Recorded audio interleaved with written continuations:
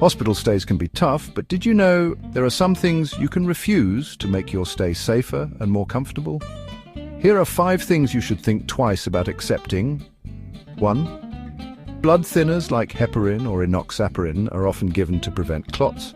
They are a small injection that has to go into fat tissue such as the arm or belly. You would get an injection every 8 or 12 hours. But unless you're high risk for blood clots or are going to be bedbound for a few days, studies suggest they may not be necessary, and they increase your risk of bleeding. Movement and exercise is the best way to prevent blood clots in the hospital. Ask if it is truly necessary. 2. Sleep is critical for healing. Unless your condition requires frequent monitoring, ask to skip nighttime vital checks so you can rest properly. 3. Unless you have serious respiratory issues, continuous oxygen monitoring can be disruptive. Nurses will wake you even for minor dips, which can happen naturally during sleep.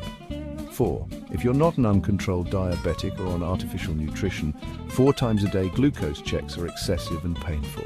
High blood sugar is extremely destructive to your body, so if you tend to run high, you definitely allow the nurse to check your blood sugar as often as they want. You may not need them at all.